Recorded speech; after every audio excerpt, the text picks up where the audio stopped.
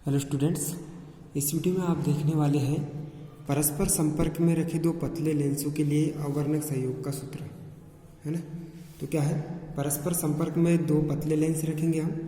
एक है हमारे पास फ्लिंट कांच का अवतल लेंस है L1 और दूसरा है क्राउन कांच का उत्तल लेंस, है ना, जिनके संपर्क पृष्ठ एक दूसरे से संपर्क में रखेंगे। ठीक है, और इन दोनों लेंसों से मिलाकर बनाया गया एक क्या है, संयोग लेंस है। ठीक है, जिनकी इनमें पहले लेंस की फोकस दूरी यदि f1 है, फ्लिंट कांच की फोकस दूरी कितनी f1 है, और दूसरे कांच L2 जो लिखा है क्राउन कांच, उसकी फोकस दूरी कितनी है, f2 है। तो दोनों के संयुक्त लेंस की फोकस दूरी कितनी हो जाएगी, कैपिटल F होगी, है ना। ठीक है, अब इसका अवर्णक संयोग का मतलब क्या होगा कि दोनों को यदि जब हम मिलाएंगे तो इनका जो प्रतिबिंब प्राप्त होगा वो क्या, उसमें कोई भी रंग नहीं होगा, अलग अलग, मतलब जैसे यदि एक सिंगल लेंस के लिए बात करते हैं तो उसके लिए अलग अलग रंगों में क्या हो जाती है, विभक्त हो जाती है। लेकिन जब अवर्णक संयोग की बात करते हैं तो उसके प्रतिबिंब में कोई भी रंग नहीं होना चाहिए, वो एक ही बिंदु पर मिलना चाहिए। अर्थात सभी रंग जो है उनकी फोकस दूरी क्या होनी चाहिए, एक ही होनी चाहिए। और अर्थात हम निकाल सकते हैं कि उनकी फोकस दूरी में जो अंतर होगा वो कितना होगा, 0 होता है। ठीक है, तो अवर्णक संयोग के लिए क्या होता है, डेल F का मान कितना होता है, 0 होता है। मतलब ये जो अक्षीय वर्ण विपतन जो होगा तो क्या होगा, अक्षीय वर्ण विपतन जो होगा वो कितना होगा, 0 होगा। ठीक है, क्लियर। तो यदि दो लेंस लिए हमने, कौन सा, फ्लिंट कांच का और एक क्या, क्राउन कांच का, मतलब एक अवतल लेंस लिया और एक उत्तल लेंस लिया है, जब उनको जब हम संयुग्म करते हैं तो उनकी संयुक्त फोकस दूरी कितनी होती है, F होती है। तो संयुक्त फोकस दूरी कितनी वैल्यू हो जाएगी, हमने देखा है 12वीं में देखा है, संयुक्त फोकस दूरी का व्यंजक कितना होता है, या इस सेमेस्टर में जो हमने पिछले वीडियो में देखा था, कितनी होती है संयुक्त फोकस दूरी, 1/, में F इक्वल टू कितना, 1/, में F1 प्लस कितना होता है, 1/, में F2। ठीक है, मतलब दोनों लेंसों को जब हम मिलाएंगे, दो पतले लेंसों को, तो उनकी संयुक्त फोकस दूरी का व्युत्क्रम जो होगा उनकी अलग अलग फोकस दूरी के व्युत्क्रमों के योग के क्या होता है, बराबर होता है। ये वैल्यू हमने निकाली थी। अब ये समीकरण जो 1 है उसका आंशिक अवकलन करेंगे। तो समीकरण 1 का क्या करने पर, आंशिक अवकलन करने पर, अवकलन करने पर हमने पिछली वीडियो में देखा था, जब हम इसका आंशिक अवकलन करते हैं तो कितना होता है, -1/, में कितना, F का स्क्वायर इंटू कितना, डेल F बराबर कितना हो जाएगा, इसका माइनस कितना, 1/, में F क्या, 1 का स्क्वायर, ये F का स्क्वायर है, ये क्या हो जाएगा, F1 का स्क्वायर इंटू कितना, डेल F1 प्लस कितना हो जाएगा, या प्लस करके फिर और माइनस चीज़ आ जाएगी तो यहाँ पर लिखेंगे -1/, में कितना, F2 का स्क्वायर इंटू कितना, डेल F2। ठीक है, क्लियर। अब यहाँ से माइनस कितना, 1/, में F का स्क्वायर इंटू डेल F बराबर, इसमें यहाँ से माइनस दोनों से कॉमन निकाल लेंगे। तो दोनों से कॉमन निकालेंगे तो क्या वैल्यू आ जाएगी, -1/, में कितना, F का square into del F1 plus 1/, में F का, सॉरी ये F1 का स्क्वायर है, ये F2 का स्क्वायर, डेल कितना हो जाएगा, F2। क्लियर है ना।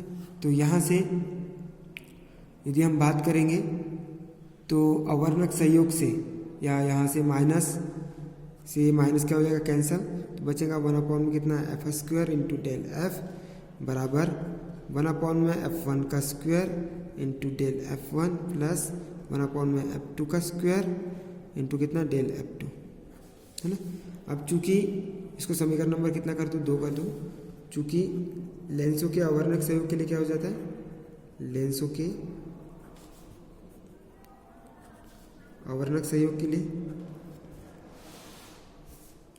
अवर्णक संयोग के लिए देखा था हमने, अक्षीय वर्ण विपतन डेल F का मान या फोकस दूरी में जो अंतर होता है वो कितना हो जाता है, 0 हो जाता है। तो समीकरण किस में मान रखेंगे, 2 में मान रखने पर, किसमें, समीकरण 2 में मान रखने पर तो समीकरण 2 में मान रखेंगे तो कितना हो जाएगा 1/f²। इस डेल एफ का मान कितना रखेंगे 0 रखेंगे, बराबर कितना हो जाएगा 1/f², सॉरी f1 का square del f1 plus 1/f2 का स्क्वायर डेल कितना हो जाएगा f2। ओके, तो ये पूरी वैल्यू क्या आ जाएगी 0 आ जाएगी। ठीक है, तो बचेगा क्या, केवल इतनी वैल्यू बचेगी और इसके बराबर क्या हो जाएगा 0। ठीक है, तो यहाँ लिख सकते हैं कितना 1/में कितना f1 का square del f1 plus 1/f2 का स्क्वायर डेल f2 बराबर कितना 0। तो क्या लिखेंगे यहाँ पर 1/f1 का square into del f1 plus 1/f2 का स्क्वायर इंटू कितना डेल f2 बराबर कितना 0। ठीक है, क्लियर। अब यहाँ से चूंकि हमको पता है डेल f1 की वैल्यू कितनी होती है ω1 इंटू कितना f1 हो जाएगा।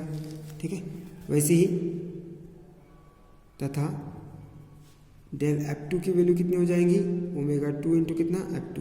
ये हमने देखा था क्या होता है अक्षीय वर्ण विपतन बराबर कितना होता है, वर्ण विपतन क्या होता है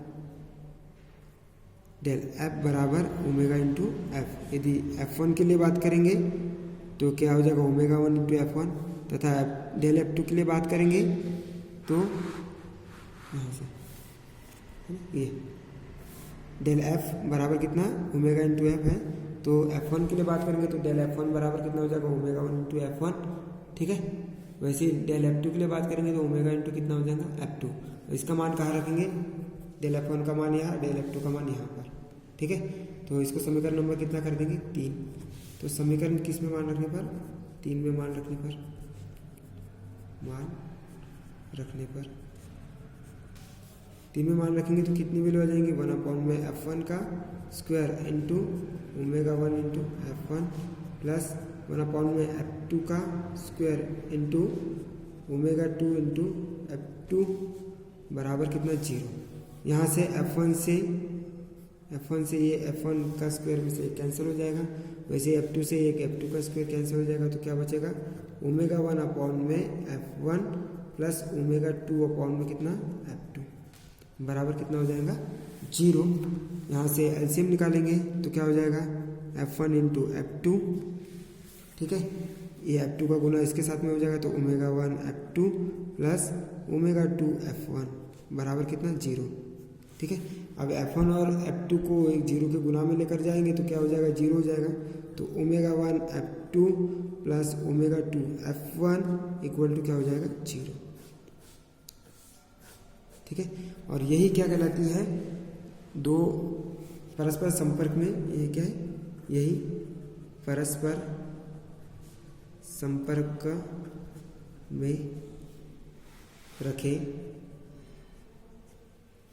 संपर्क में रखे दो पतले लेंसों के लिए अवर्णक संयोग का सूत्र प्रदर्शित करते हैं।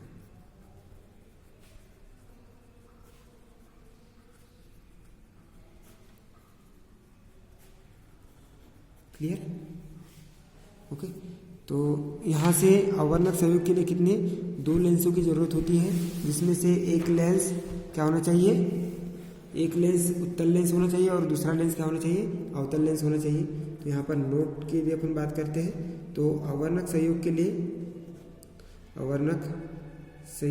या लेंस के अवर्णक संयोग के लिए क्या होना चाहिए, एक अवतल लेंस होना चाहिए तथा दूसरा क्या होना चाहिए उत्तल लेंस होना चाहिए।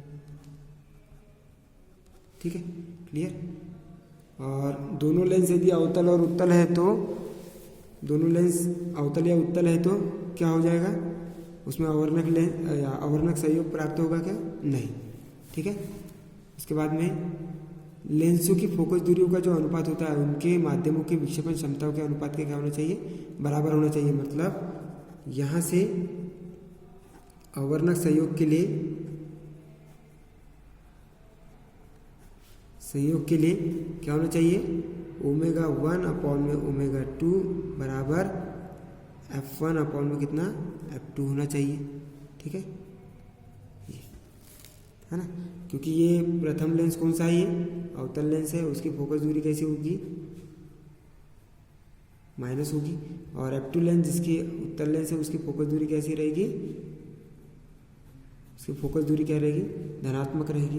तो क्या है यहाँ पर लेंसों की फोकस दूरियों का जो अनुपात होता है उनकी क्या माध्यमों की विक्षेपण क्षमता जो है ना, माध्यमों की विक्षेपण क्षमता के अनुपात के क्या होता है, बराबर होता है।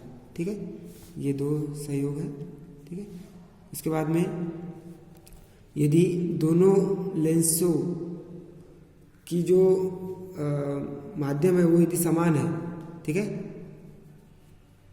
तो यहाँ पर क्या हो जाएगा, यहाँ मतलब दोनों लेंस है वो अलग अलग पदार्थ के होने चाहिए। मतलब अवर्णक संयोग के लिए क्या, अवर्णक संयोग के लिए प्रयुक्त किए गए पदार्थ क्या होने चाहिए, अलग अलग होने चाहिए, अलग अलग होने चाहिए, अलग अलग होने चाहिए। यदि ऐसा नहीं होता है तो यदि दोनों लेंस एक ही पदार्थ के हैं, तो एक ही पदार्थ के हैं तो क्या हो जाएगा, उनकी विक्षेपण क्षमता क्या रहेगी, समान रहेगी, और तथा उनकी फोकस दूरियां भी कैसी होगी, समान होगी। फोकस दूरियां भी कैसी रहेगी, समान होगी। ठीक है, फोकस दूरियां कैसी रहेगी, समान रहेगी। मतलब F1 बराबर कितना, माइनस F2। ठीक है, तो F1 बराबर कितना हो जाएगा, माइनस F2 होगा। अतः संयुक्त फोकस दूरी कितनी हो जाएगी, संयुक्त फोकस दूरी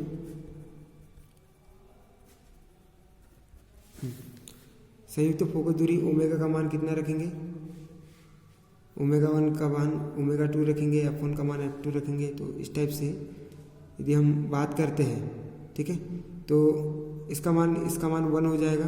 ठीक है, और इसका भी मान क्या हो जाएगा, 1 हो जाएगा। तो संयुक्त फोकस दूरी कैसी रहेगी, उसके लिए F का मान इन्फिनिटी के बराबर हो जाएगा। किसके बराबर होगा, इन्फिनिटी के बराबर होगा। ठीक है, मतलब तब लेंस संयोग का एक समतल प्लेट की भांति क्या करेगा, स्थिति में लेंस जो है वो क्या, लेंस संयोग एक किसकी भांति व्यवहार करेगा, लेंस संयोग एक समतल प्लेट की भांति व्यवहार करेगा, समतल प्लेट की भांति व्यवहार करेगा।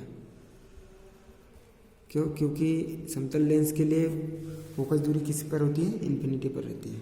ठीक है, मतलब यदि अपन दर्पण की बात करते हैं तो उसके लिए फोकस अंदर की ओर कहाँ पर बनता है, इन्फिनिटी की ओर बनता है ना, उसके लिए फोकस दूरी क्या रहती है, इन्फिनिटी रहती है। ठीक है, तो दोनों यदि एक ही पदार्थ के लिए लेते हैं, है ना, तो उसके लिए संयुक्त फोकस दूरी क्या होती है, इन्फिनिटी पर प्राप्त होती है। ठीक है, तो ये भी अवर्णक संयोग के लिए अनुपयुक्त है, तो इसीलिए दोनों के पदार्थ कैसे लेते हैं, अलग अलग लेना चाहिए। ठीक है, तो इस प्रकार से ये क्वेश्चन आप लोगों को कंप्लीट हो गया। तो दिखा देता हूँ, ये क्या है आपका, ये पतले लेंस के लिए परस्पर संपर्क में रखे दो पतले लेंस के लिए अवर्णक संयोग का सूत्र है। ठीक है, क्लियर, ये यहाँ से इस प्रकार से आएगा। ठीक है, क्लियर, या आप नोट डाउन भी कर सकते हैं। उसके पश्चात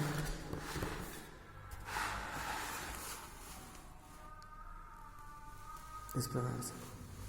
ठीक है, और ये क्या है, इसका अवर्णक संयोग के लिए सूत्र है।